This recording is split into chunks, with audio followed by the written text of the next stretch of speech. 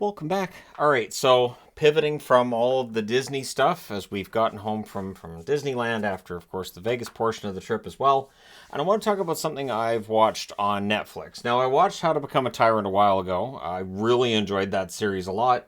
When I saw that the same people had produced How to Be a Cult Leader and that both are narrated excellently by Peter Dinklage, I was like, well, I have to watch How to Be a Cult Leader. Now, the interesting thing is, a lot of this ends up being very similar when you're looking at the personalities in, and each episode is a different personality. So when you're into How to Become a Tyrant, they start off with Hitler in the first episode because it makes sense. You're going to start with the most infamous of tyrants. Saddam Hussein was next. Idi Amin was after that. Joseph Stalin, Muammar Gaddafi, and the Kim dynasty, which of course is still in charge of North Korea.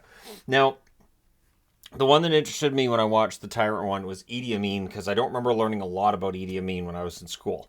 And a lot of stuff there, a lot to unpack, and definitely when you're going through tyrants, it is a fascinating and terrifying topic all at the same time, right? It's highly rated when you're looking at Rotten Tomatoes by both reviewers, whether it's media or just casual viewers. Both fresh scores, both considered this series to be very good. Now, on the How to Become a Cult Leader side of things, they start with the Manson family. They go to Jonestown, so Jim Jones. Jaime Gomez was next, if that is his real name, do we know? Heaven's Gate was then following that up, followed by Om Shinrikyo, which, again, I didn't really know very much about Om Shinrikyo. Like, I had known about the Tokyo subway bombings that were just terrible in the mid-90s. I didn't know a lot of the background. And then they finish it up with Sun Myung Moon with the Moonies, as they're better known, right? And of course, that's still going today. Now, what's interesting to me is this has mixed reviews. And a lot of the criticisms I've seen of the Cult Leader one is a lot of the same dry humor and jokes that are made. And it's the same. And I don't necessarily think that making light is better in one case or the other, because whether you're talking about a tyrant or you're talking about a cult leader, odds are people may have lost their lives, and it gets into a lot of stuff. Now, obviously, you're not going to get a deep dive. You're not going to get a deep dive with any of this, either with this series or this series. I think really what it's meant to do is to give you this idea that there is a playbook. There absolutely is, for both of these, and the playbooks are very similar. Honestly, I think the one complaint I would have with the cult leader one is that it kind of ends up being the same. So you have a megalomaniac, you have a person who is the center of the universe kind of thing, or sees themselves that way, and they'll surround themselves with people who see the same. Silence, dissent, a lot of it ends up being the same. So yes, there is a repetition on the cult leader side from the tyrant side. I don't know where you go with this. Like, I've seen talk about, maybe they should have a season 2 of How to Become a Tyrant. I don't know how you do that. You could go through and find a lot of different storylines regarding cults worldwide, regarding tyrants worldwide. You could absolutely do multiple seasons, but would it add anything is the question. I will agree with people that I don't think that we get a better insight into a lot of these cults than what we had beforehand, unless, like I said, Om Shinrikyo, I really didn't know a lot of that story. So I did find that very interesting. But if you already know the story, like the Manson family, is it simplified? Yes. It absolutely is, because it has a short run time, comparatively speaking to other documentaries you might watch.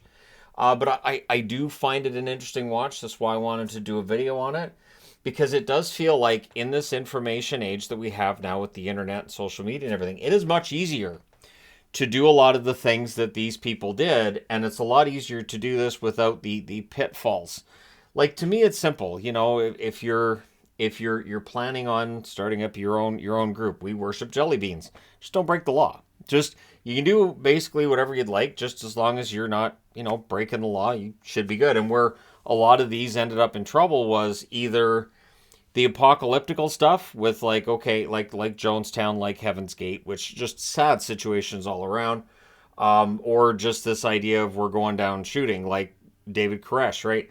Which, again, they didn't give that one a specific episode. I kind of wish they had, because I don't think that the Waco, the coverage around Waco at the time was frustrating to me, because a lot of the members of that cult in that building in Waco were members of the same church that I'd been in. And I kind of felt like the church had kind of just washed their hands of it. That when they were asked, well, most of the members in there are members of your church.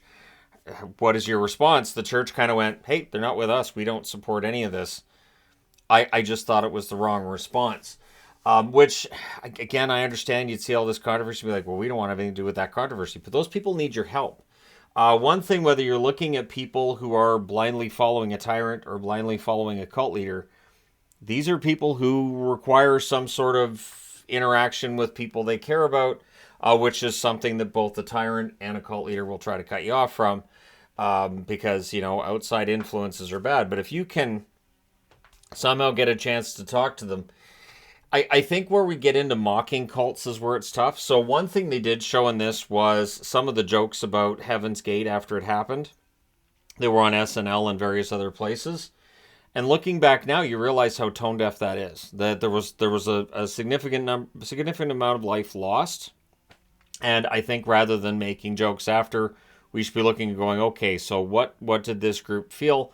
Are there other groups that feel the same way? How can we prevent some kind of a disaster like this in the future? How can we make sure that these kinds of groups don't necessarily get a foothold, right?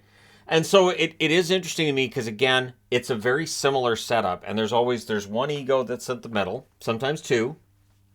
And it is all about pleasing that person or those people. Very often they will refer to themselves in a way where they're a deity. They are the only truth that you have. And yeah, it's fascinating. It's absolutely fascinating. And it does feel like some of what's mentioned in this playbook is used by, I would say, almost every political party now. On some level, it's there. Not necessarily to this degree, but yeah. And so, yeah, I wanted to do a video about this. Get opinions from people. What did you think if you watch this? Would you want to see a second season? Or what else could you tackle? So, I mean, they've done tyrants and cult leaders. I'm not sure what other part of society you could look at that way. But is there something else that they could look at? Let me know your thoughts in the comment section below. As always, don't forget to hit like and subscribe if you're browsing your way through. You just happened upon this video. Thank you guys so much for watching, for all your support. I will talk to you again soon.